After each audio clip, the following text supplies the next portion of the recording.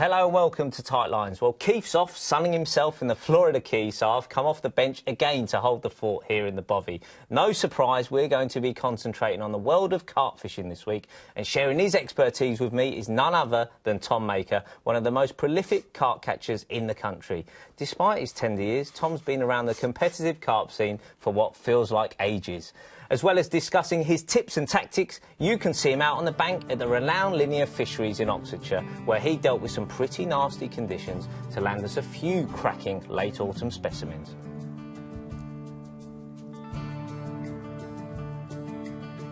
We've also got a real big carp fest for you as Dean Macy takes a trip to his favourite Lac de Premier in northern France. Patient tactics pay dividends with some awesome fish.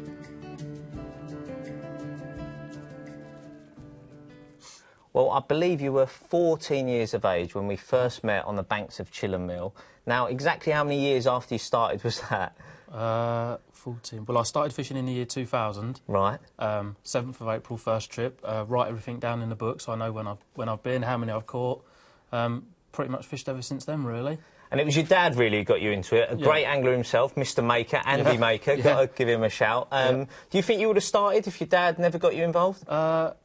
I think it would have been harder to start because I think if your parents have got an interest in something, then you naturally want to follow in their footsteps and do the same thing. So I think with him fishing, it was, I mean, that's what got me into it and kept me doing it, basically. And, you know, you've been hard at it ever since. You're out on the bank all the time. But is it the sort of lure of the big fish, or is it, you know, runs that keeps you going back to the lake? I just enjoy fishing. I'm not massively patient. I couldn't sit there for weeks in, weeks out for one fish. I'd like to go places like Linear, where I know I can put the rods out, chill out, have a few bites, and then I'll packed up. And I've gone fishing, you know, I've caught some fish, I've had a good weekend's fishing. That's what I do, and if a big one comes along, it comes along. Brilliant, brilliant. Right, let's see this young man in action at one of his favourite waters, Brasenose 2 on the Linear Fisheries Complex. No matter what the weather, you can always find Mr Maker out on the bank, as he was last week in quite tricky conditions.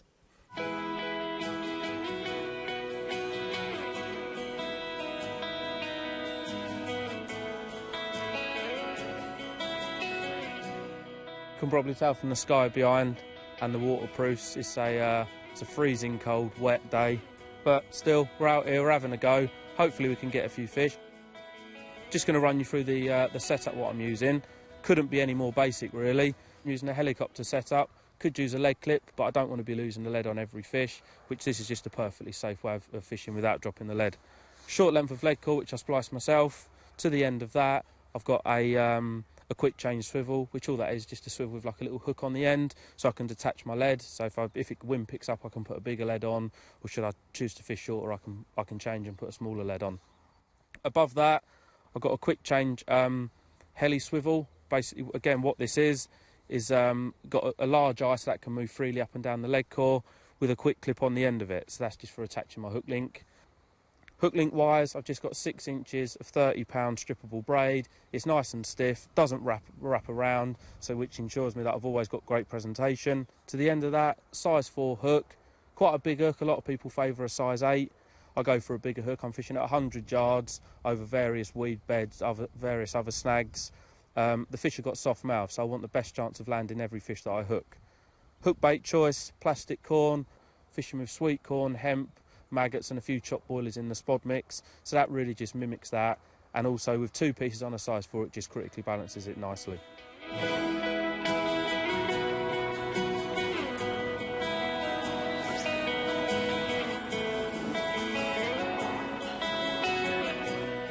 Right, well, you've just seen me chuck out there. It's probably one of the most important things with long range fishing, especially on a place like this, got quite a strong crosswind, is fishing a tight line. From my reel to my lead, my line's drum tight, and the best way of doing this is on an indicator system called a springer arm. Now what these are is like a pre-tensioned arm, like a quiver tip rod, and all they do is, as you can see there, they come down and it's like a straight bar, and then as you clip them on your line, they come under tension and they hold your line really tight. So should I have any indication that end, the bobbin's going to be moving this end and I'll know exactly what's going on.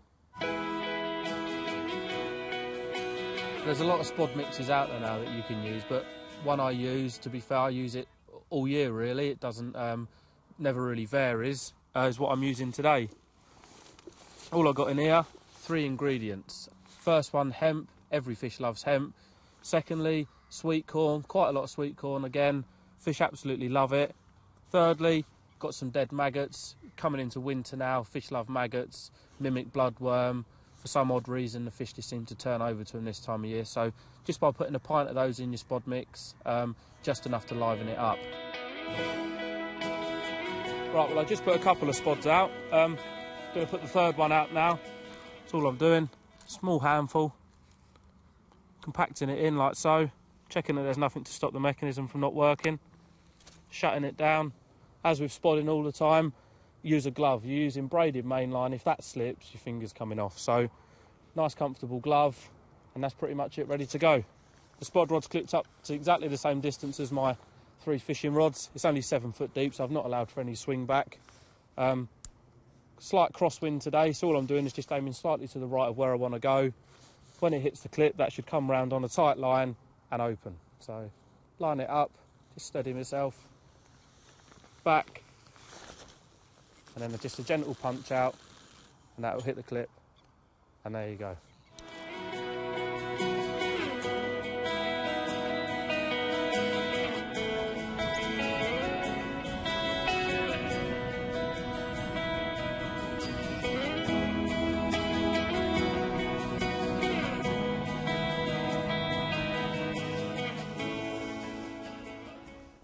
There we go then, a lovely 18-pound mirror on what is probably one of the coldest days of the year that I've fished so far.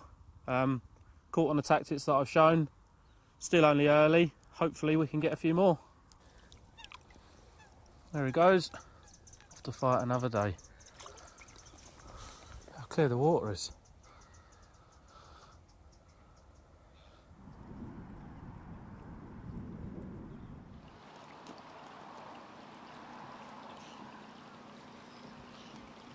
Well, as you can see, it's a typical rough winter's day. Rain's coming down now, it's really windy.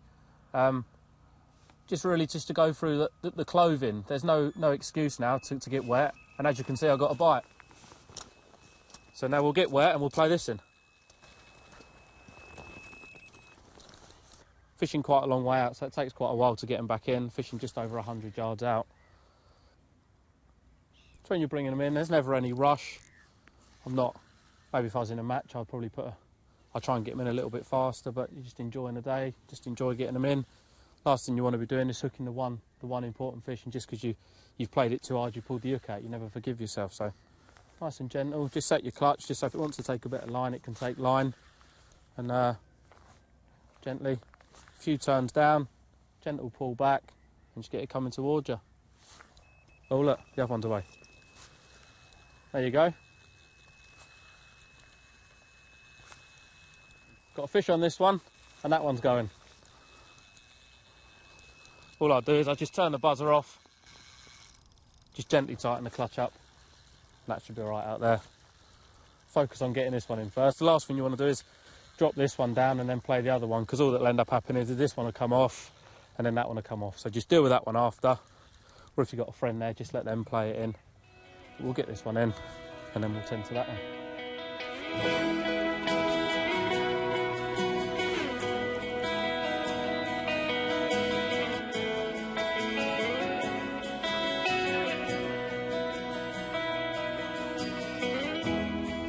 Come on, fish.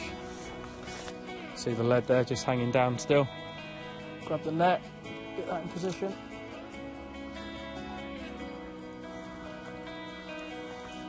There we go. That's that one in. Sinking down to the bottom. And look at the other one. Right, I've got the one fish secured in the net down there. This other rod, just sort of coming in a straight line really down the line of the rod that's still fishing. So all I'm doing is just keeping the rod low. Hopefully I can just coax it round.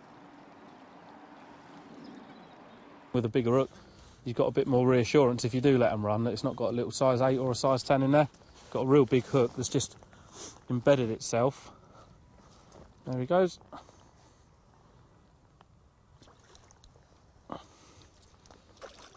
Two fish. Well, there we go. First one of the two. Lovely common, about 16, 17 pound. Been pretty tough going today. The weather's been totally against us. Pouring hard, windy, quite cold, but still, pulled it out the bag, 3 fish. What more can you ask for?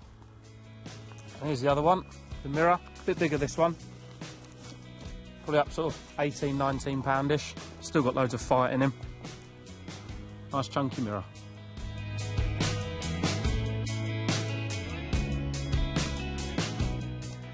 Well, you were just about to tell us about your importance of warm weather clothing and then a double take. Yeah. Yeah. But clothing is important because it gets you out there, doesn't it? Yeah, I mean, you got the right clothing, you can go out and enjoy fishing in all weathers, you know. There's no excuse to be cold now. But with the clothing that's available on the market, there's no reason to be cold. So, good bit of clothing, you can go out and enjoy fishing 365 days of the year. Now, a few weeks or a couple of weeks it was, before a few weeks. You caught the biggest one in Brasenose too. Yeah. How big's this?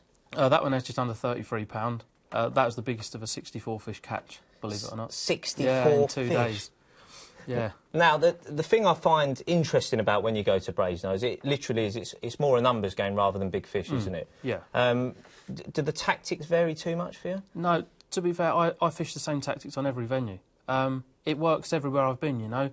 3 rods on an area, trickling the bait, and it's more about how you bait the swim rather than how your rigs and stuff. If you can feed the swim correctly and get the fish in there, you can hold them there. Right, and that's what I do. OK. Welcome back. I'm talking carp today with Tom Maker, angling tutor and all-round carp hauler. Now, Tom, before the break, you're at your favourite, or one of your favourite venues, Brasenose 2, but it's fair to say you keep things pretty simple everywhere you go. Yeah, I never try to overcomplicate things. At the end of the day, you know, you can tie the rigs up, but when you're casting them out, they're going at 200 mile an hour. As long as I know that my rig's strong, big hook, it's going to do the job, and when I get a take, I'm going to land the fish. Yeah, and that's my philosophy, really. Right, great stuff. This is the one that you used in the actual film itself. Yep. Typical linear, really. Yeah, three bits of plastic. Yeah. Yeah. Now, what particularly do you like about this setup? What's the advantages for you? I know that if I cast that out, it's very rare it's going to be tangled. A lot of the time, I'm fishing with 3 rods on a spot, and I know from doing an underwater film before that your rigs aren't always sat how you think they would sit. So by fishing 3 on the spot, I know that at least one of them will be presented right. And that rig there just ensures me that 99% of the time I've got the best presentation I can have. Yeah, it's always out there, fishing clean. Stiff braid, coated braid, and I know that's always kicked away and that's laying flat on the bottom. And it suits what you're fishing over because you're using different types of bait and different, you know, spod mixes. Yep. So it's an option, isn't it, over anything? Yeah, you can adapt it. You can change hook baits. You know, if you're putting a few boilies in, boilie tip with corn, maggots, you can change it to maggots. It's just a universal rig that I'm confident in using. Brilliant. Now, talking of maggots, good timing. This is a really, really interesting setup because I first saw it on the social networks. You put a picture up, didn't you? And it's amazing. People went mad for a ball of plastic maggots. I know, I've never seen anything like it. You know what it's like when you're putting maggots on a clip or you're tying them on. It's a messy job, time-consuming job. When you wind in, you've got to redo them because obviously they've all lost their life. But they're just like rubber discs of maggots. Yeah. And you literally just stack them together, and as you can see there, it makes the perfect maggot ball. Yeah, so it's semi-buoyant. We're going to have a look at what they look like in the water. But you said to me off camera about your fishing in the winter months. A lot of it, there's not so much PVA bag fishing. A lot of it's casting singles. Yeah. An unflavoured ball of maggots, would you be happy to cast that around? I always dip my hook baits in like a hook bait enhancer, which is a real sweet liquid. But other than that, yeah, just chucking them about as singles, you know. Fish aren't moving very far, so if you can get your hook bait in the right place, and if it's in front of one, they'll just take it out of pure greed. Right. So, well, let's have a look at these in the water, because I think people will be dying to see that. Yep, OK, mate. Here we go, right, let's have a look at that maggot rig, yeah, drop it in. Now, it's really interesting how you see this sit, because it's not a pop-up as such, is it?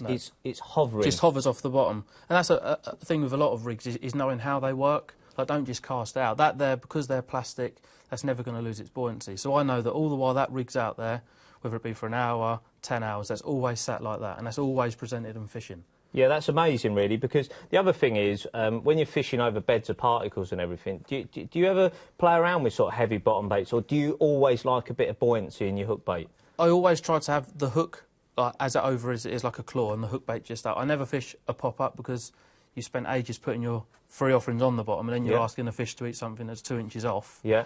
But as they're going round, they're picking bits up. That's as light as it can possibly get. As soon as they're sucking on that, bang, it's up in their mouth. Well, let's have a look at the other one as well. So we've got a direct comparison. If you're a pretty accurate caster, I don't know what you like at throwing things into tanks, well, but let's hope it looks half decent. There you go. Oh, you tangled up, wicked. No, here we go. Right, brilliant. So, again, you can see, but this time that the actual hook is sat almost point down like a claw. Yeah, it's basically they're exactly the same rig, but just 2 different variations. You know, one of them's got a bit of silicone just to kick it down. That's the one I use on a leg clip. The other one is a straight through coated braid that I've not stripped any off. And basically what that is I can cast that out on a helicopter and there's no supple bits to tangle. So that's always fishing. And the other one there, if I want to fish a bag on it on a leg clip, I can. So it's just like I say, it's 2 different variations of the same rig. And both really easy to tie? Yeah, easy to tie. It's literally, as you can see, a hook, silicone, knotless knot, and then 6 inches long, and that's exactly it. Yeah, that's the thing. Well, if you take them out, the thing I've noticed about all the best anglers out there is they don't overcomplicate it. They haven't got swivels and rings and everything falling off. It's all about precision. It's about where you place it. Yeah. You know, if you're not on the spot, you're not going to catch a fish. It doesn't matter what rig you've got on. A rig like that, I mean, a big hook as well, you know, that's a size 4 on there. Yeah. Big hook, as I said on the film, you're fishing a long way out, you want to land them. Yeah. So I use a big hook, a big strong rig basically, that's going to do the job when I hook a fish. And a part of landing them is actually hooking them in the first place. Yeah. And your hook baits, your single hook bait fishing, pink ones, you use this a lot? Yeah, pink's a very good colour all year round, you know, especially in the winter time now. I use one of them, that's Clockwork Orange, great winter flavour. Yeah. Chop one of them about, maybe put a bit of sweet corn on top. I mean, even these new maggot bits balls now. fishing. Yeah, you know? Just put a disc of maggots on top. A lot of people put maggots in, don't they? So if you can mimic it on your hook bait, it gives you the best chance of catching. Yeah, so these are the discs you were on about. I'll see if I can get these out and have a look there. There you go, like little discs. And it's really interesting, isn't it? All of these things are all visual. They're all bright. There's not too many dull things in your setup. No. Is that typical of all the fishing you do? Yeah, just nice and bright in their face, you know. Carp are predominantly greedy.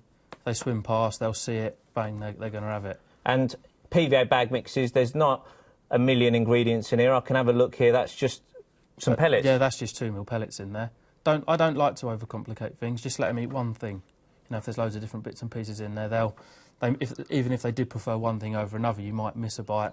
Whereas if that's just one thing, it's a mouthful, bang, it's all gone. Enough to get some action. Yeah. Now, we've got a pile of pictures from you, as expected, because you catch a lot of carp. But this is the one that I remember from last year, and I absolutely love seeing it. This is your dad, yourself, and Mark Bartlett, England international, and a man who's been on tight lines before. What a result, because to catch fish in the snow is an achievement. But what's the story behind this? Talk me through that particular session. To be honest, even to this day, I don't think I'll ever repeat it. When Mark was fishing on St John's at the time, I turned up to Oxley's in the morning. A couple of lads were catching a few fish. I spoke to them and they was like, oh, one bloke catches one and then another one, and they'll move off, and it's winter time, fish don't move very far. So a bloke was going, I dropped in next to him, cast the lead out on my spod rod to find an area, and as you do, feather it down, and it sort of like hit a couple of things on the way down. It can only be carp in Oxley's. Roughly guessed at about 3-4 foot off the bottom, tied a 3-foot zig up, cast it out, holding it in my hand. Literally, it went straight away. Yeah. By the time the bloke next door had packed up, I'd had 6. Bart was packed up on St John's. He come over, I'd had 10, brace of 30s. Unbelievable. And, yeah, in 3 days we ended up landing 90 fish. So have you logged the day, and obviously the method really for people at home to take notice of is the fact that you haven't fished on the deck in the winter because people think in the cold they're down there, but also the timing of it, you know, what in that weather, what were fish doing off the bottom, do you think? It's warm water rises. This is the same as hot air rises, you know, and the fish, they're cold-blooded, they want to get as warm as they can possibly be, and the coldest layer of water is going to be on the bottom. So it might take... We just got lucky that time and found them straight away, but you might have to experiment for a few trips. But when you do find where they are, they're there to be caught. Yeah, absolutely. And to be fair, you catch them 365 days of a year. This is another belter. Which lake at Linney is this one from? That's from Manor Farm. Yep. Yeah, which is a harder water. Exactly the same tactics as we see on the film. Sweet corn, area of corn and hemp. And like I say, it's still, you get the same results on all the venues. Yeah, you're not reinventing the wheel everywhere you go, No. are you? You find methods on any given day Yeah. that produces the result. And do you tinker a lot for a day? If you're not catching, do you make quick changes? I'll move. Like I was saying as well, it's baiting. Like if you turn up on a swim, you put all of your bait out, you feel obliged to stay there because you put all your eggs in one basket. I'll only ever start with sort of 10 or so spots. Then if I do want to move, if I see fish, I can move. I'm not committed to one swim then. So yeah, it's just about moving, you know. If I'm on somewhere like Brasenose 2 and it's quite busy, I'll just slot in around people because the fish, they group up tight. You've got to make the most of it while they're in front of you. That's it for this week, but don't forget to keep those emails coming in with your young angler photos and to stay in touch with everything here on the show via the website and on Twitter. Tom, thank you very much for coming. Thank you for having me. Keith's back in the hot seat next week when he'll be looking at some of the quality sessions witnessed by the Tight Lines cameras this autumn. There's some great fly, coarse and predator action. So make sure you join him at 7:30 on Sky Sports 3. That's next Friday's show with Keith, 7:30 on Sky Sports 3. Have a great week, whatever you're fishing for, and remember, tight lines. Well done, mate.